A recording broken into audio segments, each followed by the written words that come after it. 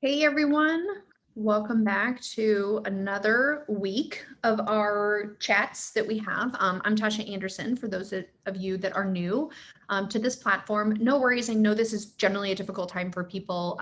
We record every single one of these episodes and we make sure that, can everybody see me okay? Yeah, I think so. Hopefully everybody can see and hear me. Okay, Jim says his video is not showing. Let's do some little troubleshooting here. Yeah, it looks like you're, let me see here, allowed to record, make co-host. Let me see if I can do co-host, make co-host. Maybe that'll make a difference, Jim. Not sure why it's Yeah. not. Can you hear me? Yep, I can hear you fine. I just All can't. right. The little meeting alert thing that pops up says you cannot start your video because the host has stopped it.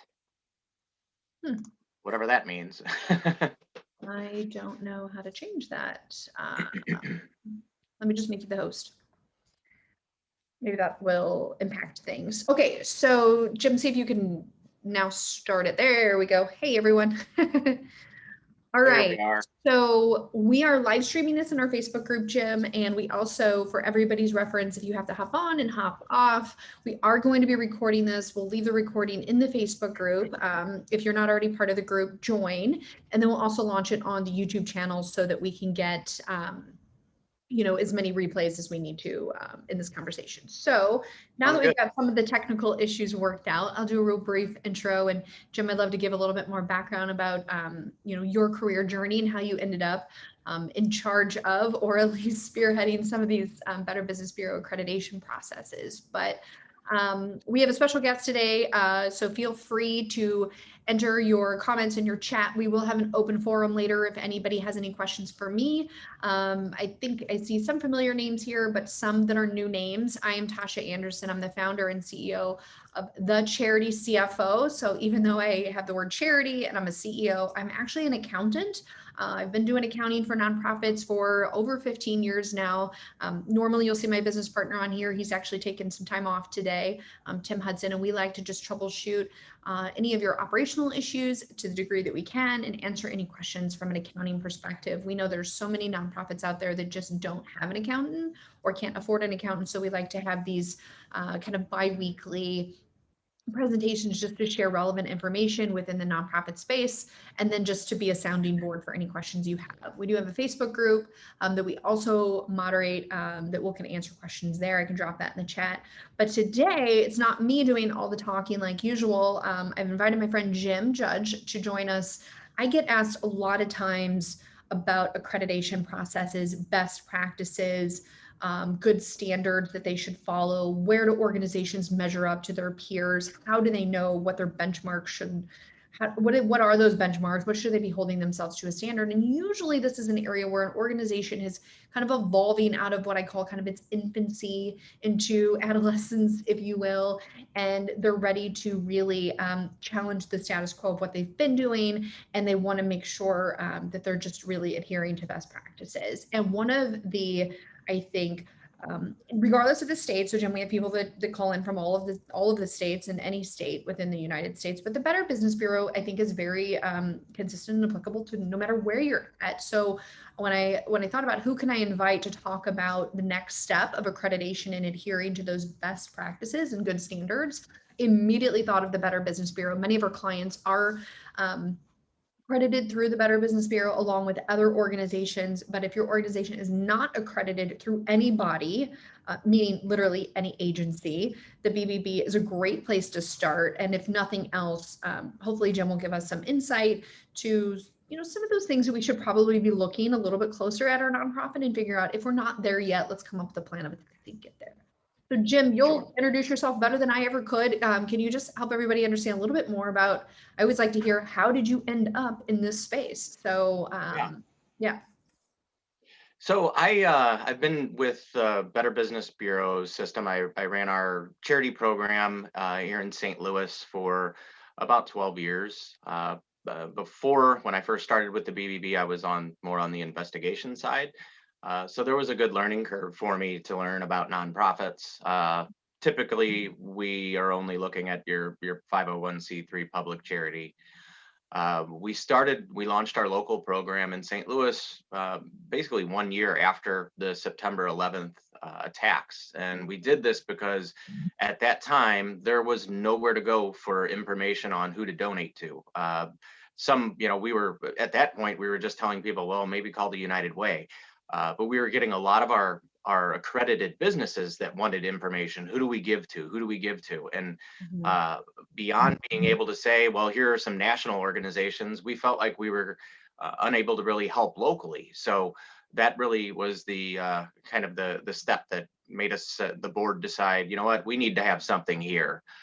So we launched the program and put together a pretty solid charity service. And as everything, things evolve. We work with a lot of organizations, and we try to kind of come across more in coaching organizations and meeting these standards and these best practices. So basically, I did ran the charity program in St. Louis, started that up, ran it for quite some time. And during that time, I was doing a lot of training for other BBBs, some traveling. It would happen to be, I'd train somebody and then they'd leave a year later, and then I'd have to go train them again. And after about the third time you've trained somebody on a position, it's like the CEOs were usually like, "What do you think about just doing this for us?" And that happened over and over and over. And you know how things evolve. It happens. It got to a point where I was getting so many requests that I said I went to my local CEO and discussed with her about stepping out on my own and kind of freelancing and letting kind of help. I was able to help a lot more offices in this manner. Mhm. And so right now I'm working with roughly 21 offices throughout the country, and in various stages of building programs. Some of them are gung ho and want strong, robust programs. Others are a little more reactive, where they want the ability to put something together if something pops in the area and people are really curious about it.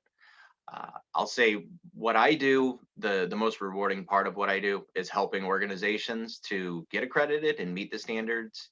It's I know initially people look at, we have a set of 20 standards that we use them, they're the same standards for every charity. It doesn't matter if you're a $5,000 a year organization or a $500 million a year organization. Mhm. They're the same standards. um, it's great to be able to work with kind of like you were talking about, the organizations that are beyond the infancy. There's kind of looking to grow, looking to get bigger. There's not a lot of resources of saying you need to do this and this to get to the next level. Mhm. These best practices are a good way to get your ducks in a row, and in particular when you're talking to funders, especially if you're a new organization, accreditations can be difficult. So I find it really rewarding to be able to help charities through these steps. And, these are baseline best practices. These are not anything that's going to cost you a ton of money. They will cost you some time. And I don't think there's one standard you can look at that we have that you could say, well, that's a dumb standard. Every Mhm. one of them has a reason. And the feedback when we put these standards together on a national level, they weren't just, hey, let's throw something against the wall and see if it sticks. There was a lot of time put in and effort put into getting research done with various professionals, with the charities themselves, with regulators, with you name it, CPAs, attorneys. Everybody had feedback to kind of put together this holistic approach. And most importantly, the donor. This is a donor-driven service. The whole purpose is to provide your information on your charity, a very holistic view of the charity by a third party to a donor. So I know sometimes accreditations aren't really set up like that. That's not the purpose. You talk about more kind of professional accreditations that some organizations must have for what field they're in. Mhm. Um, that's sometimes they can be expensive. Sometimes they can be really daunting and time consuming. So our practice, we've tried to make it much more streamlined and user friendly for the charity.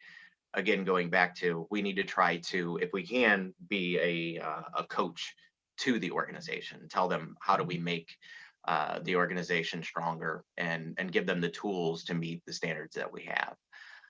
So that's a general overview. I would say one of the things that pops into my mind right off the bat when you're looking at accreditations is I know there's a ton of accreditations that are out there. There's some that mean a whole bunch, and I am unique because I know a lot of, or I've been around long enough and have done research on some of the other accrediting bodies that are out there. But most of the time, your average donor, 99% of the time, has no idea what it means. The market recognition BBB accreditation has is extremely high, especially here in St. Louis. But it depends on the market. Most of the time, if you're walking down the street and you were to ask a donor, what does this mean? What does that mean? They're going to recognize BBB, and it's going to be trust. So that's kind of, when I occasionally I'll get, well, we're a certain kind of accreditation. We don't need BBB. And it's like, well, that's fine. But have you ever thought, why don't you ask 5 or 6 donors and see what they think? Most money is coming from your individuals for most organizations. So it's a good idea to really try to put yourself in their shoes and not just come from an industry perspective. We have a tendency to do that. I do it myself. So yeah, it's one of those kind of things. When we start, yeah, go ahead. No, I was going to say that that's great. And I think that too, there's really nothing with the BBB that you wouldn't probably see in another accreditation, or just generally what the IRS would expect to see, what donors would expect to see. So to your point, it's not that the Better Business Bureau is just incredible, completely off the wall standards. They're really synonymous with what I think the rest of the world, but kind of culminated in one space. So yeah. Yeah, and I think one of the bigger benefits is that you can use in our reports and use it to actually go to funders and foundations and whoever else you're looking to reach out to. These particular standards there are benchmarks in here. So we're looking for, you have to spend at least a certain amount of money on your programs. You have to not spend too much to raise a dollar. There's certain benchmarks that we have that some of the other entities out there don't have, or if they do have them, they don't report anything. There's no information that the public can get out of it. So that's sort of the I guess selling point, if you want to call it, of the standards. And when you look at the standards, we're looking at, like you said, a lot of other entities out there have similar things. The United Way quality standards, there's a lot of similarities. They were both actually revamped at the same time about 10 or so years ago. Time flies, I tell you. But when you look at the different things that we're looking at, governance and oversight, making sure board members are involved, making sure that board members are attending meetings, that there's not conflicts of interest. We also go with looking at the financials of the organization, again, with some benchmarks. Don't be afraid that we require an audit. We only require an audit if revenue is over $1 million. That's, the pretty big markup there. We also look at your solicitation materials, Facebook, social media presence. And then we look at to make sure that certain policies and procedures are in place. Do you measure the organization's performance and effectiveness? Do you have conflict of interest policy, CEO review policy, things like that? But like you said, it really, these are not anything that's, spectacularly difficult to put together. And most commonly, I think some of the things we that are missed most commonly, performance and effectiveness assessments, oddly enough, an annual report is commonly missed, and website disclosures tend to be the most commonly missed. Online privacy policy, access to the tax form of the 990. So those are some of the things that we're really looking at to try to put a really good picture of the organization together. We're using, and we almost exclusively use an audit over a tax form, just because the audit's usually much more accurate. Great information can be found there, but when you look at our reports, we do have a financial snapshot, and then we have an explanation of each of the standards, what they are, if you met it, if you didn't meet it, if we're unable to verify whether you met it or not, that kind of thing. So can end up being a great piece for the organization, one, to get your ducks in a row, sometimes getting your house in order and just digging through for all of this information can be a really good effort for the organization, but it also allows you an opportunity to show donors that you go above and beyond. Mm. So Jim, where would organizations, I know there's a few, I put a little question in the chat for those organizations that may not have, and there's already a few that have not gotten the BBB accreditation. Where are these list of standards, or can you kind of help us go through some of those and figure out where those are, where people could find those as a resource, and really how do they start the process of getting in line with those requirements? Sure. Uh, Most of the time when an organization reaches out to me, I have a kind of an introductory email I send that says, definitely great that you want to get accredited, but before we jump in, let's look at these standards, because I don't want you to be surprised. And a lot of times you'll get people that are really passionate. They've started an organization, it's something close to their heart. They're really passionate about the cause. They feel like they can get everything done, knock down, all the walls, and boom, we're ready to roll. The problem is sometimes that's not reality. And I want to make sure, if you're going to jump in and take the time to fill out the questionnaire, that you're not going to be surprised if you miss 5 standards or 10 standards right off the bat. The way we do this is I basically give you the standards to look at. You can go to give.org, is a great way to, there you go. What is that one? Go to give.org, and you should be able to click through from there, information either for donors or charities, and then it should have the standards listed in there. Not sure about that site link that's noted on the chat, but I can take a closer look at that. I will look here. I think I have them here. There we go. There is a standard. I'm going to drop that in our Facebook group as well. I think that's it. Yep. All right. So what we do is, once we get the okay from the organization, they say, oh, that looks great, let's do it. Then we give you access to an interactive online questionnaire. I pretty much act as coach the entire time. So you have questions, definitely ask. If you have something that maybe you don't have in place yet, just skip it, move on. The whole idea is get the thing submitted so we have a starting point. And if there's some things we need to circle back to and get completed later, then we do that.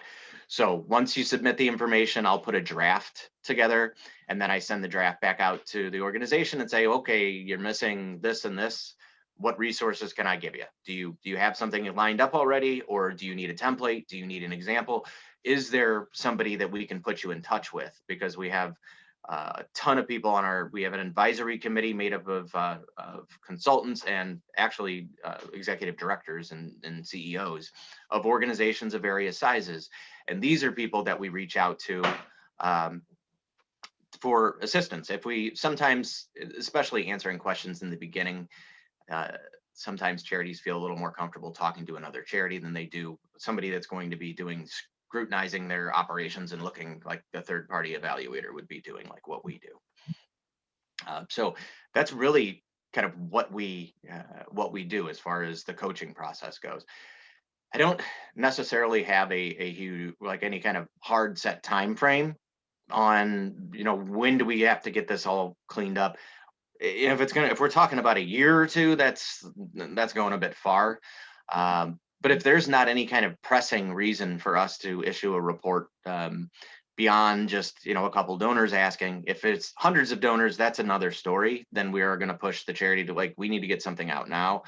If there's, and sometimes it's bad media. Sometimes there's things on the news that don't look so great. Various things can happen.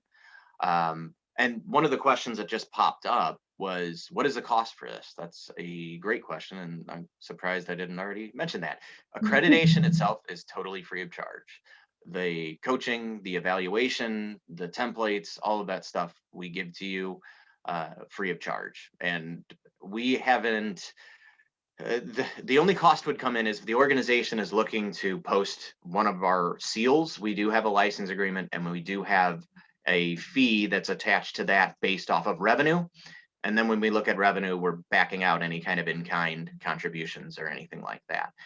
very reasonable fee structure, definitely voluntary, not something we're hard selling by any means. But we have a lot of organizations that have come and said, we want to be able to tout this. We want to be able to put it on our stuff.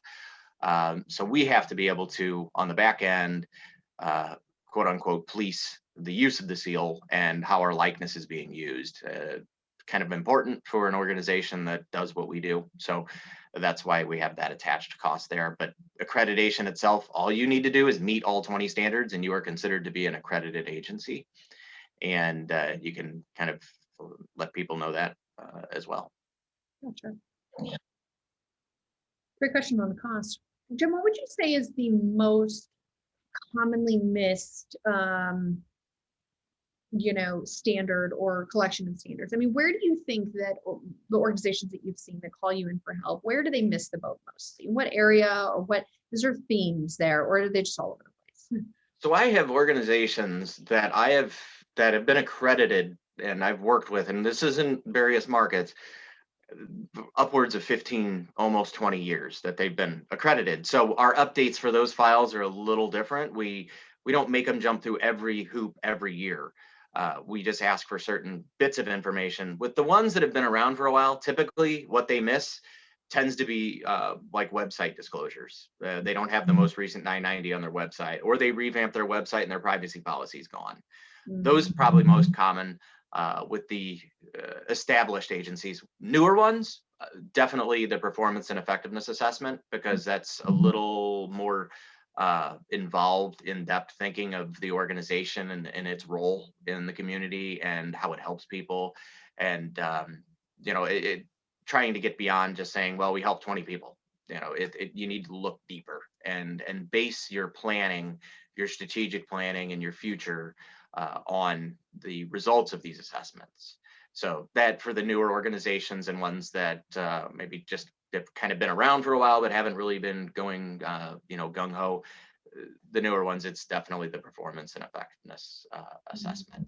It kind of depends, the in-betweeners. We have a lot of situations that pop up. You can imagine, you've probably seen quite a bit of this on the financial side because of COVID.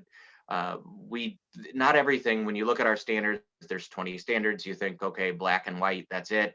There are some gray areas in everything, and we're not unreasonable when we're looking at things. One of the standards that we have, for example, is how much we look to make sure you're not spending too much to raise money.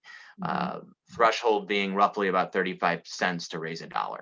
If you're a brand new organization, you don't have a donor list, you don't have a donor database or anything you can pull from, you've got to build it. That's expensive. We understand that, and we take that into consideration. If you are an agency that is in an area that's of controversy, depends a lot of times, and that's the kind of the weird thing that I've had the experience of working in all of these different markets, is what's controversial in Utah is not controversial in California at all. And then in California, it depends where you're at in California. So a lot of things, there's a lot of differences. You do end up seeing the political differences definitely in different areas. So those are things that we can take into consideration. Obviously, if it's a very difficult type of mission to raise money for in one area, then we would take that into consideration as well. It's when we're starting to look at some of the changes that happened with COVID, some of the impact that we've seen in some of the charities. We've had some charities say, well, we've done a toned down annual report. We're doing this, we're doing that. We definitely take it into consideration. I will say the one thing that's really popped out to me the most over the past year is when I'm doing the updates on these reports, I'm noticing that board meeting attendance is pretty close to 100% for a lot of organizations. And in the past, that's never been the case. We require that the board attendance is over 50% on average. Now we're seeing it's like 95% of the time board members are in meetings, and it's definitely because of what we're using right now, the various ways of being able to do it through your computer and see face to face and access everything, and that's good and fine. But I've been asking around to some of the organizations that I'm very familiar with, that I know really well.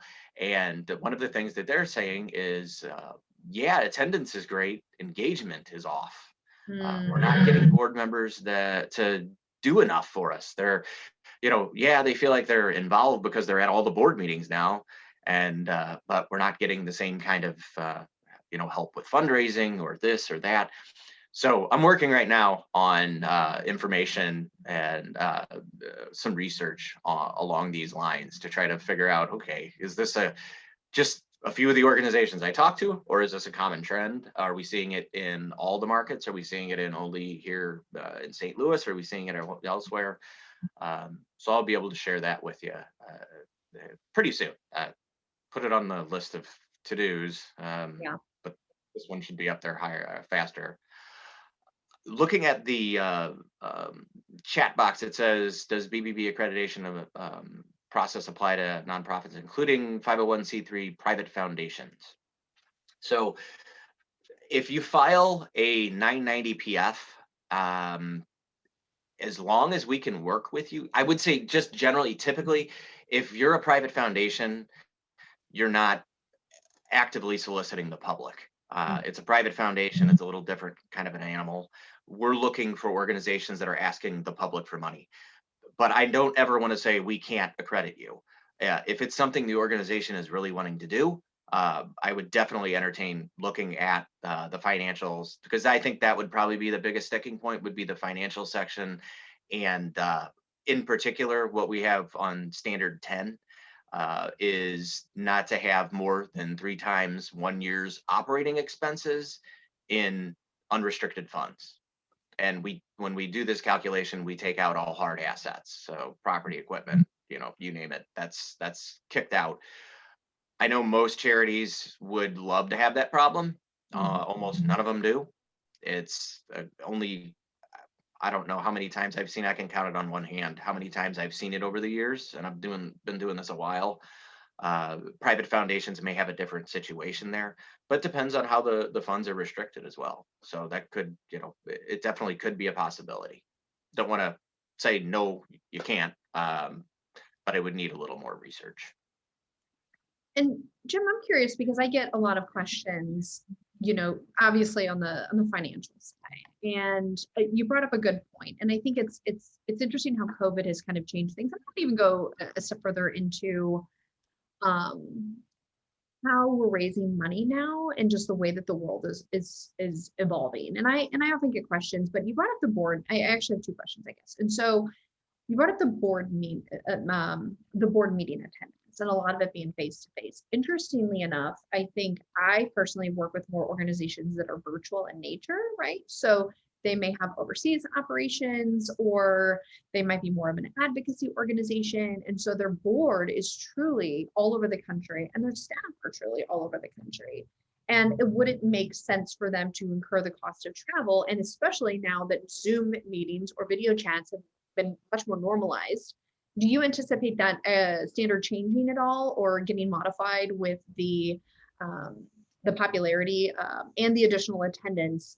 Although I probably wouldn't argue that that's an anomaly for the organizations to have decreased engagement from the boards. And I think that's a whole separate topic that's kind of interesting to ponder. But I'm just curious, does the BBB expect to modify that standard in any way now that we've kind of normalized video chatting, really, to kind of boil down the question? So we've always looked at video conferencing as acceptable as face-to-face. Oh, great. So I guess we've been ahead of the curve on this one. This isn't going away. This is going to be kind of the norm. Even on, I mentioned the advisory committee that we have for the St. Louis office. Last meeting we had a couple weeks ago, we asked, do we want to go in person, go into the office downtown at Metro Square, or do we want a video conference in? And nobody said go in the office. So Right. Not a huge surprise. We fully expected that, and I was fine with it as well. But I think that's what we're going to have to do, at least what executives are going to have to do, is figure out how do they get that board engagement back if they're seeing it drop. We've known for a while that some fundraising events aren't really events that are big money makers. It's Mhm. more of a way of getting face to face, building that donor loyalty, Sure. shaking hands, talking, seeing people, and getting that buy-in, getting people to stay connected to the organization. And they bring somebody along, and boom, you got another donor.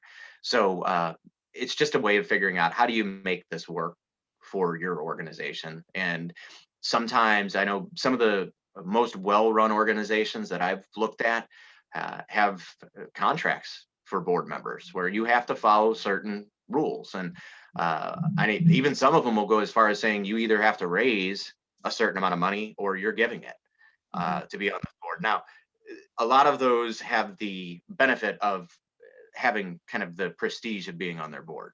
Mhm. Not all organizations have everybody knocking on the door saying, "I want to be on the board. I want to be on the board." There's a handful that have that kind of luck, but not everybody does. So it is to each individual organization to figure out, what are we going to do to get the engagement back. Uh, Mhm. and maybe it's a situation where they never really had much engagement to begin with. They had a board that was there. Uh, it's a sort of, it can be a catch-22. You want your board involved, you want them helping, but at the same time you don't want micromanagement. You want the organization to be able to operate. So Mhm. yeah, always good questions, but it can be difficult. To answer your Well, question, I don't see this changing. and I have I think another question for you, Jim, too. Curious to know, because this gets brought up for me oftentimes too. So more and more nonprofits are getting Google ad grants. You've probably seen this or heard of this, right? And more nonprofits, I think, are especially pretty savvy ones that are focusing on marketing. And I know some marketing firms specifically work just with nonprofits. And so it all goes into the digital marketing space. And some of the stats would suggest that you could expect your ROI is about, for every dollar spent, you might spend 40 to 50 cents on advertising, which I know organizations think of, Susan Komen Foundation. I mean, you've seen the TED Talks and all this pushback on, like, well, should we be penalized for spending money on ads if it generates excess dollars, right? I can't remember the name. Kind of embarrassed I'm forgetting it all of a sudden. But anyway, there's a really famous TED Talk several years ago because he kind of spearheaded the success of, breast cancer awareness, although they came under a lot of fire because they spent so much money on fundraising expenses. Now, that was pretty controversial, and that was not what the norm was doing back then. But as organizations start to figure out, how do we get where our donor base is, how do we maintain presence in a virtual space, through use of digital marketing, through use of pay-per-click ads, through Google ads, Facebook ads, those sort of things that tend to have a high investment. And if there's organizations that could prove, hey, we are getting an ROI on that, and we're taking a little bit of a different approach, is that something the BBB has kind of considered, or would you take that into consideration when it comes to the fundraising expenses? If they're spending quite a bit on ads to generate that extra 50 to 75 cents, some people would argue, as long as we're bringing in more money to, fuel our programming, it should be okay. But that would then throw them out of the 30% ratio, right? Or yeah, 35, I'm sorry. Yeah, 35. 35%. Yeah, So that's the standard. Spend I no more think than 35% on related contributions on fundraising expenses. So I'm just curious if that's been talked about at all. all the time we talk about the application of each of the standards. It can, again, there's a lot of gray area when you Mhm. start looking at like Google ads and things like that. I suppose one of the questions I had asked on those is, what are the ads? Is it strictly a ask for donations, or is Mhm. it educational in nature? So a lot of local organizations don't get into much with the joint cost allocation, but Mhm. you could have something going there. But I would say, just because it's something's marketing doesn't necessarily mean that it's fundraising. So you Mhm. could be promoting your programs in these Google ads. So maybe that's not necessarily a fundraising expense. Mhm. So I think that's a great question, and you'd have to really look at and do some kind of testing to figure out, okay, this is more of a program expense, or this is more of an admin expense. We don't try to lump anything just because it's marketing doesn't mean we're going to call it fundraising. So we would have to take it on a case by case basis. Yeah. Uh, you definitely do run into that, though. It's not not uncommon to see a good amount of marketing money being thrown into online um, type solicitations, or ads or different things like that. I mean, that's where we're going. I mean, Mhm. that's another thing that's not going to go away anytime soon. But I love what you said about So joint. we try to take it again on a case by case basis. Mhm. So I think there was a little bit of a lag there. What I Oh, was you going to cut say, out real. You cut out on.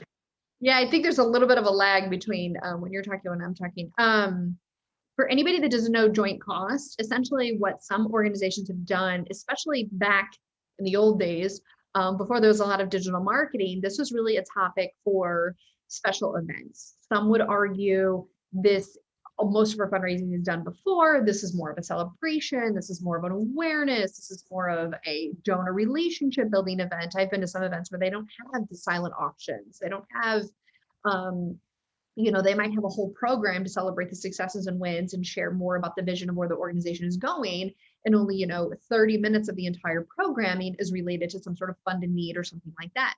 And back in my auditing days, I used to see organizations actually do an assessment of what is the timeline for the entire event and how do we delineate how much of that time is really more programmatic in nature, awareness, um, you know, program building or whatever it might be. And what really is fundraising, I think, Jim, it's much more, I think, complicated. You certainly have to have a well thought out rationale or have some sort of calculation for how you decide. But I think, Jim, what you're deciding when they talk about joint costs, for those of you that don't know, is really looking at the content, maybe if it's even the copy, or check with your auditors too, because they're going to be the ones kind of signing off on that allocation and say, this is what we believe is truly programmatic in nature, to your point, Jim. So that could be a program cost and how much of it is fundraising. But I have seen many organizations kind of default to anything that's like advertising, look at us, support us, give us your donations. People automatically dump that into fundraising. And normally that's pretty nominal because historically organizations have not invested a lot of time and money into marketing and advertising, but I've seen a shift in that. And if your budgets for that continue to get higher and higher and higher, you might want to just pause and ask yourself, and more importantly, ask your auditors, if you have an audit team yet, and see if there's a way that it's reasonable to allocate some of that cost to programmatic in nature. So for example, if you're running ads for summer camp and running registration for summer camp, I think you could probably argue that's not a fundraising cost, it's actually program cost. So if those budgets are getting bigger and bigger, definitely pause and ask yourself if there's a way you can allocate those. Absolutely. We used to see it a lot with, and more on a national level than a local level. We used to see it a lot with mailers. Mhm. Uh, a lot of, and to be honest with you, there was a good amount of kind of direct mail pieces that were going around that we'd get a lot of calls on because some of the claims might have been a little bit suspect. And Mhm. then you start looking and you find out that they're allocating most of the money to programs, and you're looking at the piece and you realize that this isn't a program piece, this is a fundraising piece. So it's almost the exact opposite of what you're talking about too. Um, so we definitely look very closely at those. And I'm not going to say joint cost allocation is a red flag, boom, but I mean, we have a process we have to go through. And once we see that there has been some joint cost allocation done, and for anybody that's curious, what does this mean? Easiest way to kind of show you, and something you could look at, is look at your 990 and look at the functional. On the functional of the 990, towards the bottom, there's a little box you check that says joint cost allocation, yes or no kind of thing. And basically you can see the three main expense categories: program, admin, fundraising. And you can kind of see if, what boxes have been how much money has been added to each of those, or if there is that joint cost allocation. So it's, again, not something we see a ton of locally, but it is more common with big national kind of mailers where a national office sends something out, and then all the affiliates, it hits their market and that kind of thing. But those are usually more on the program side, or kind of like just the education side of, you need to have a mammogram, you need to have a test for this or that kind of thing. Great. So not an automatic red flag, but definitely something we always pay attention to. It's just the same as we would look at materials that the organization has. We'd look to make sure that, any superlative claims make sense. If you're claiming you're the best organization in the Midwest, well, it's kind of hard to prove that. I know you think it, and that's great, but there are things that we will ask additional questions about and for proof of. Um, I'd say just in general with our standards, you're not going to get into a situation where we're unreasonable. Uh, we do have to talk through some things. I know, especially with newer organizations, startup organizations, we do run into occasionally a situation where there's the entire family's on the board. The executive director's taking a salary, but their spouse is on the board, their daughter's on the board, their son's on the board. And it's like, you have to explain conflicts of interest. You get into that.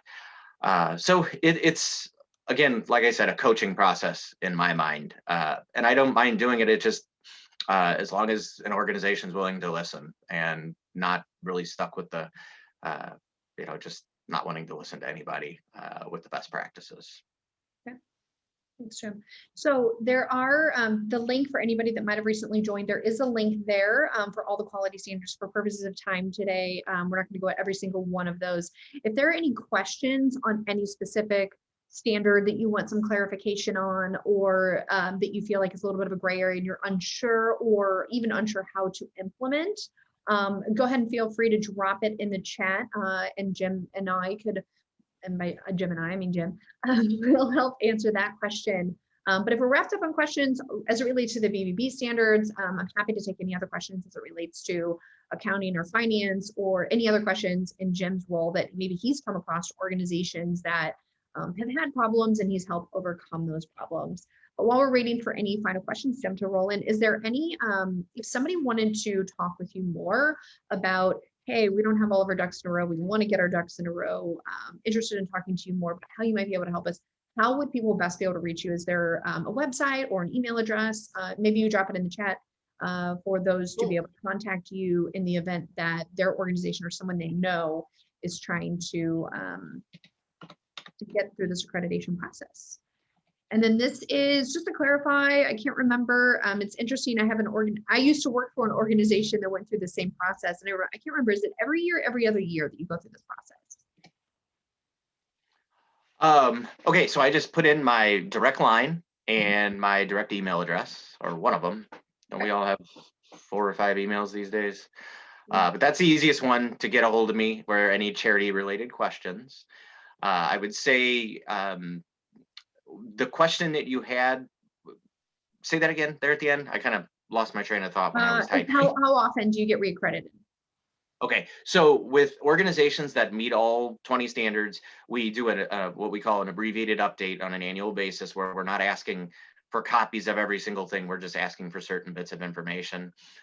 Just to give you an idea, like audit 990, annual report, board roster, so on and so forth. So things that change on a regular basis, we're going to ask for that information so we can update it and then be able to turn back around and give that out to donors. So that's pretty much it. Yeah. Are there recommendations of low cost or no cost software applications recommended for fundraising effort record keeping? No cost or low cost? That's a good question. I know there's some resources that are out there, and I guess it might depend on how big the organization is. A lot of times they have sliding scales on kind of how much you're going to be using it.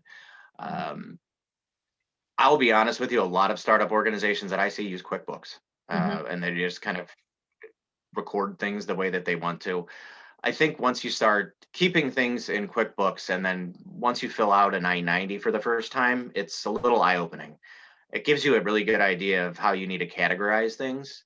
And my suggestion would be to go that route when you're starting. As you kind of grow, you can go a little different, but I would say, I don't know, not necessarily 100% my expertise on that side. So I'm going to kick it over to Tasha to answer that one. Yeah, let me, I'm going to drop a link in here for a book that I like. I have no affiliation with this person, but I do like her book, and she does walk through, I'm trying to find it here. I'll just drop the Amazon link. It's specifically made for small nonprofits and churches. But what I really like is she walks you through how to use QuickBooks as a donor database. So you're right, Jim. Initially, I see a lot of small organizations just use QuickBooks. You can create tax receipts, acknowledgement letters through QuickBooks, and the book kind of walks you through how to do that. Now, the problem is QuickBooks is limited and it will capture the transactional information. It'll have, the donor name and the address and those sorts of things. What it does not necessarily do is create more of the relational management, meaning, did we send out campaigns? What are they linked to any other organizations or companies? Or do they have a board affiliation in any way, right? It doesn't capture a lot of that information. So envision like churches specifically, they have their accounting system, and then they have their church membership system that uses date fields for marriage dates and baptismal dates and confirmation and communion dates and who's given gifts for what reason, and is there any special memorials, or do they give to a special cause, and those sorts of things. All of that detail, all of those fields would be really difficult to capture in QuickBooks because QuickBooks is simply not designed for that reason. There are hundreds of CRM systems out there. One thing that I would look at is TechSoup.org. I don't know, whoops, let me see, of course, okay, TechSoup.org. You can go on there and check out if there's any, some common ones that are a little bit lower cost. I would say higher end is going to be your Razor's Edge, your eTapestry, those sorts of platforms. That is much more than most small organizations need. Most of my smaller organizations are using like Salsa, Bloomerang, Fundraise, even things like Network for Good, which is kind of a payment processor and a CRM system all in one. There's so many. There's just so many. I talk to probably 6 or 7 prospective clients every week, and everybody has a different platform, frankly. So there's really no right or wrong way to do it. And I think like most databases, they probably house all the similar functionality. What really differentiates a good system from a bad system is not so much, I think, the system per se. It's usually how the system is. So if you're not setting up your system the right way and you're not keeping the data with highest integrity, meaning consistency in how you enter the information, making sure you're entering all of the information, if that's not well trained and done consistently, the database, I always say garbage in, garbage out. And that's with any database. I see that on the accounting system side, the donor database side. Check out TechSoup though. TechSoup, for those of you that don't know, is an online software platform where all these software tech companies have come together and give software licenses to nonprofits at a very, very low cost. If you do not have your 501c3 designation yet, or 501c designation, you have to prove that you're an actual nonprofit before you can actually be accepted into membership there. But it's really, really inexpensive. I'm talking just a few dollars for, and don't quote me on any of this, for a license that might cost you, normally $100, $200, right? So I've seen like Adobe, Microsoft Office, QuickBooks Desktop, QuickBooks Online. I've seen QuickBooks Online for as cheap as $75 a year, when many organizations pay, I think they just increased their prices again. I think they're up to, I don't know, $75 a month, $50 a month, something like that. So it's pretty significant savings there. So check that out. And really, there's really no right or wrong way. Yeah, Ronald said you can get QuickBooks through TechSoup. Yep, you can get the desktop version or the online version, both at really low cost. So that's for, and just to clarify too, I want to clarify something. When you're talking about fundraising effort record keeping, I'm being very literal. Look, y'all, I'm a former auditor, so I take things very literal. When I hear record keeping too, I just want to clarify that it is really important, critical, that you retain copies of checks. People think, well, if they deposited and cleared the bank account, I don't need to retain copies of the checks. And when I say copies, oftentimes in my world, in a digital space, I like to scan copies of that.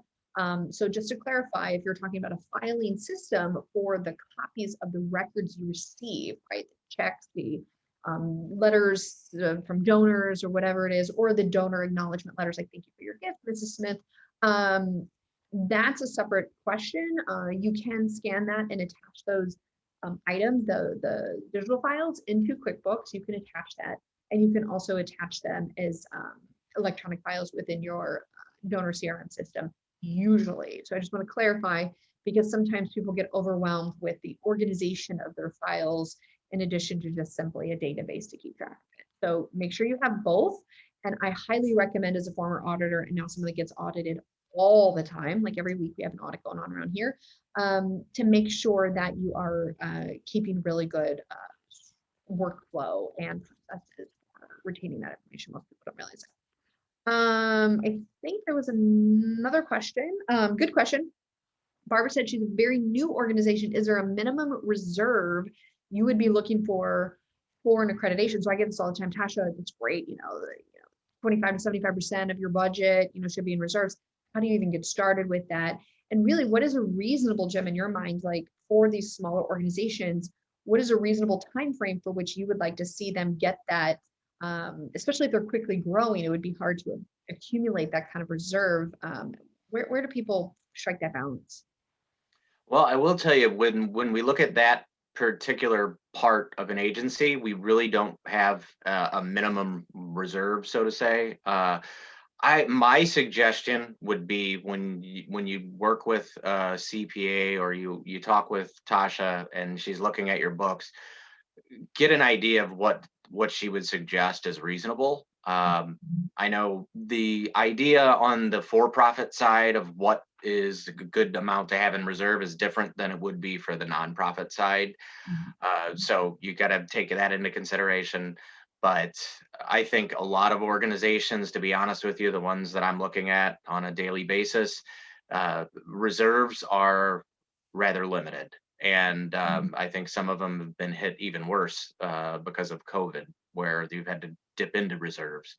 You obviously, you want to make sure that you do have a cushion to fall back on. You definitely need to have that built into your planning.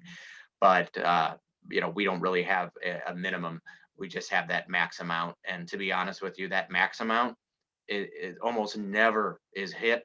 And it is, if it's done, this is done by gigantic organizations that have been around for 200 years or something, just big, massive agencies that they're like, wow, I had no idea. But we run into that. I think you probably most commonly would see it with like hospitals or universities, where you would have big endowments and things like that. But even with that, we would, if it's a restricted, endowment, a true endowment, then we wouldn't consider it.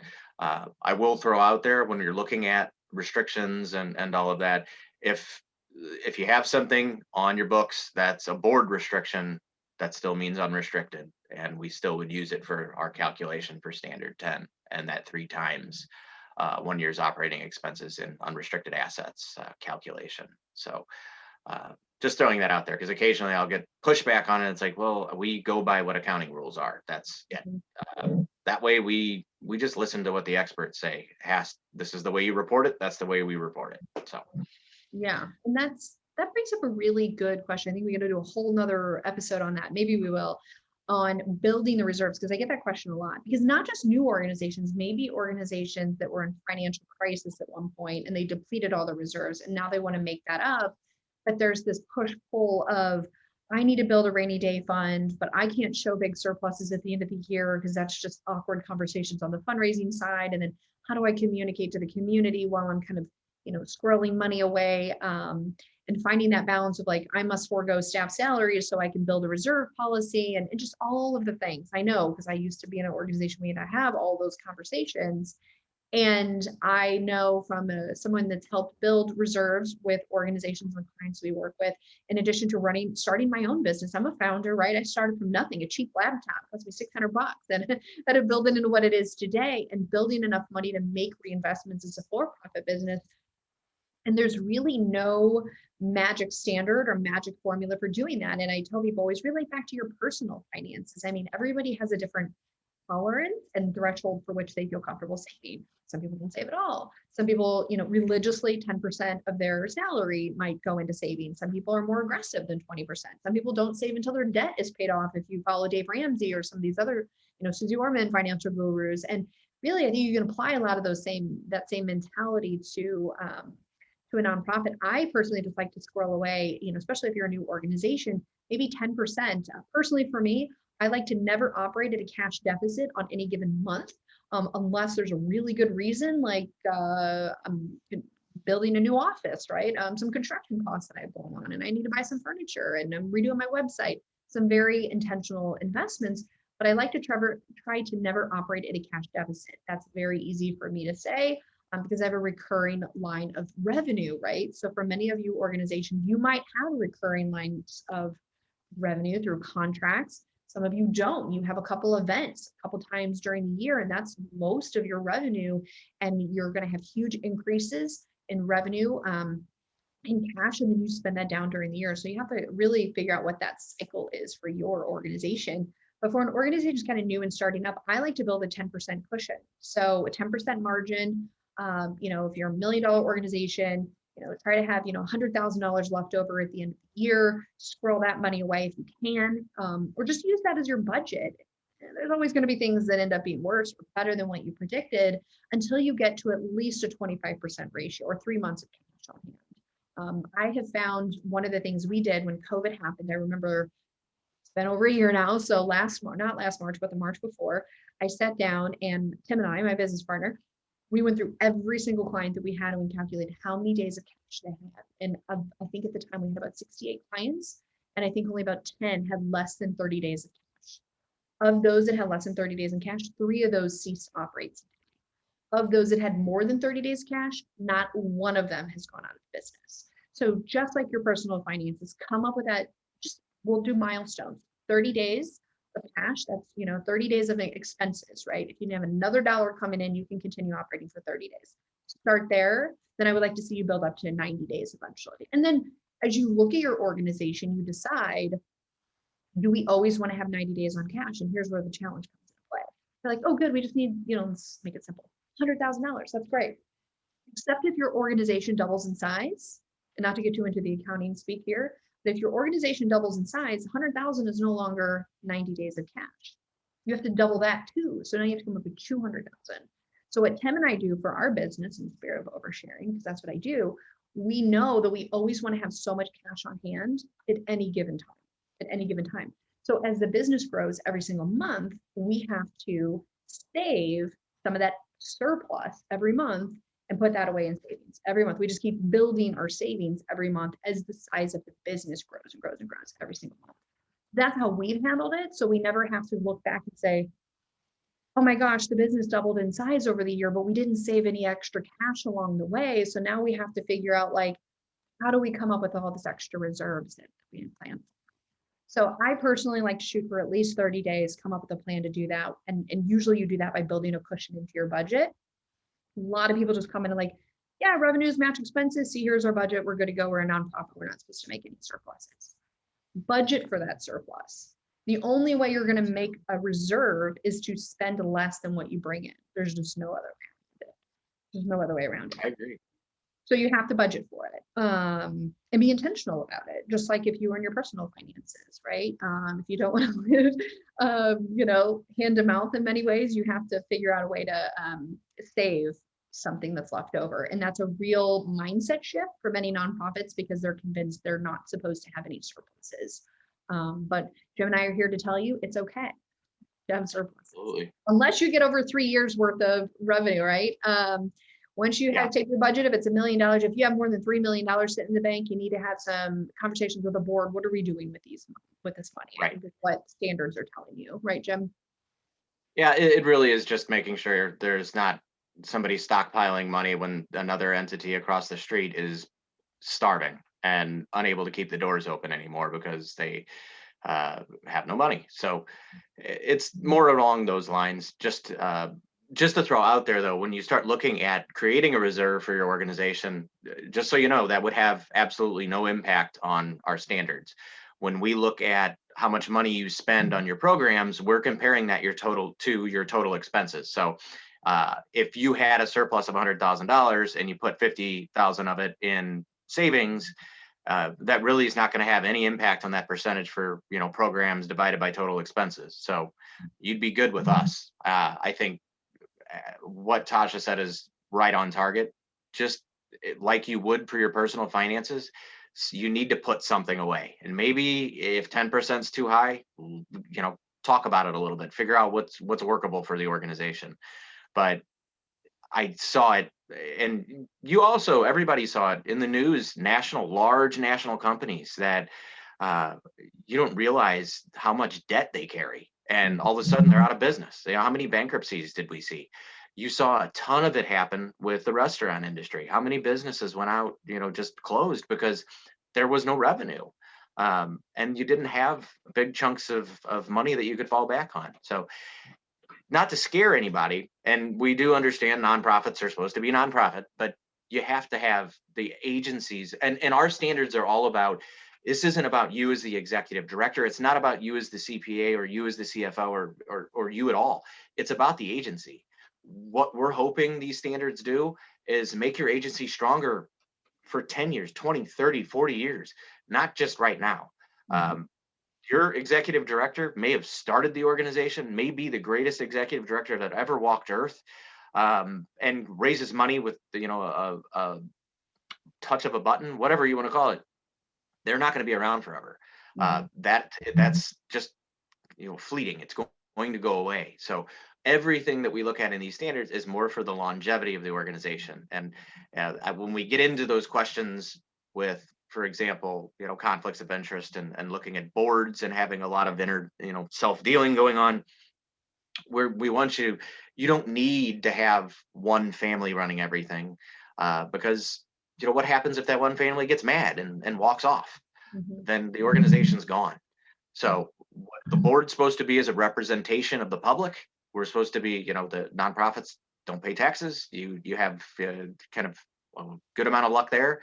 So the board needs to be representative of the public. That's not just one family, and it does get to be a little bit different with private foundations. It's not necessarily the same animal. So again, that gray area we talk about, we definitely are open to any discussions along those lines. But I just want to throw that out there. Saving money is not going to hurt you with us. If you save a ton of money, as long as you've got a plan. My only suggestion, though, if you are socking away money, is to be upfront with your donors about it so they're aware. And again, I say it all the time, oversharing is awesome when you're a charity. It builds loyalty. Even if somebody sees something and is like, well, that's not ideal for me, but I appreciate them telling me, and that you're just building loyalty, and a loyal donor is going to give more than one time. Love that. Well, it's been an hour. Jim, thank you so much for sharing all these words of wisdom and giving us something to think about. We will launch this on our YouTube channel for anybody that had a half on or off, or in different meetings. So we'll get that shared. And then also the Facebook group has this video in there as well. So Jim, thank you so much. We'll definitely share your contact information with anyone that wants more information on these standards and how you might be able to help them. It was great seeing everybody. We'll see you back in 2 weeks. We're doing this every other week. So check out our newsletter, go to our website, subscribe to our newsletter to get our future topics, and we'll see you all next time. Thank you so much. Bye, everyone. Thanks for having me. Bye, Jim. Thanks.